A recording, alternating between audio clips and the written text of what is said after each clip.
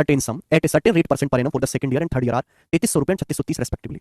What is the amount of the same sum at the same rate in 2.5 साल interest compounded yearly? बहुत बढ़िया सवाल है। बोला है किसी धनराशि पर किसी ब्याज की दर से सेकंड ईयर और थर्ड ईयर का जो कंपाउंड है, किसी धनराशि पर किसी ब्याज की दर से सेकंड ईयर का कंपाउंड इंटरेस्ट 3300 रुपए है और तीसरे साल का जो आपको तीसरे साल में ब्याज मिला है, थर्ड ईयर में जो ब्याज मिला है थर्ड ईयर में, वो 3630 रुपए। थर्ड ईयर का जो कंपाउंड इंटरेस्ट है 3630 रुपए है। सवाल में बोला 2.5 साल में वही धनराशि उसी ब्याज दर पर कितनी हो जाएगी। आपसे 2.5 साल बाद अमाउंट पूछा है कि 2.5 साल में वो प्रिंसिपल उसी ब्याज की दर से सेम रेट ऑफ इंटरेस्ट से कितना हो जाएगा यदि ब्याज एनुअली कंपाउंड है। एक बार बताओ, यहां से फर्स्ट ईयर का कंपाउंड इंटरेस्ट कितना होगा? फर्स्ट ईयर का कंपाउंड इंटरेस्ट कितना होगा फर्स्ट ईयर का? जल्दी से बताएं भाई। 330 रुपए 3630 बन गए, 330 रुपए 3630 बन गए, तो कितने गुना हुआ? ये भी 1.1 गुना हो गया। बढ़े कितने? 330 रुपए बढ़ गए। आपको पता है कि फर्स्ट ईयर का ब्याज, सेकंड ईयर का ब्याज, थर्ड ईयर का जो ब्याज है वो जीपी में होता है, ज्योमेट्रिक प्रोग्रेशन में होता है। अगर 3300 रुपए 3630 बन गए तो बढ़े कितने?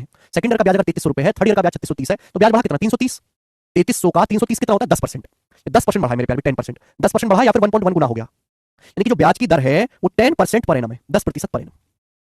तो ये भी तो 10% ही बढ़ा होगा, ये भी तो 10% ही बढ़ा होगा मेरे प्यारे भाई। तो 10% बढ़ने के बाद 3300 रुपए आया है, तो पहले साल का चक्रवृद्धि ब्याज क्या होगा? पहले साल का चक्रवृद्धि ब्याज कितना होगा? 3000 रुपए। 3000 को 10% बढ़ाओगे तभी तो 3300 आएगा। ये 1.1 गुना होगा। 3000 का 1.1 गुना 3300, 3300 की 1.1 में गुणा करेंगे 3630। आपको पता है कि जो फर्स्ट ईयर का कंपाउंड इंटरेस्ट है वही पहले साल का सिंपल इंटरेस्ट, पहले साल में सिंपल इंटरेस्ट कंपाउंड इंटरेस्ट बराबर होता है। अगर ब्याज की दर 10% है तो पहले साल आपको ब्याज कितना मिलेगा? प्रिंसिपल का 10%।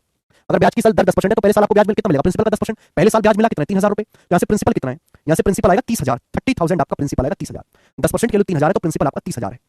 आपसे पूछा 2.5 साल बाद अमाउंट क्या होगा? अमाउंट कैसे निकालते हैं? प्रिंसिपल में ब्याज जोड़ दो। तो पहले साल का ब्याज कितना है? 3000 रुपए। दूसरे साल का ब्याज कितना है? 3300 रुपए। अब यहाँ पे 2.5 साल ही लेना है, 2 साल प्लस 2.5 साल ही लेना, आधा साल और लेना है। अब तीसरे साल का जो ब्याज है वो 3630 रुपए तीसरे साल का। तीसरा साल पूरा जाना नहीं है, तीसरा साल हमको आधा ही जाना है। तीसरा साल अगर हमको आधा ही जाना है तो ब्याज भी आधा मिलना चाहिए। 3630 का आधा, यानी कि मेरे दोस्तों आपको 2 साल के बाद जो आधा साल बचा उसमें ब्याज कितना मिलेगा? 1815 रुपए।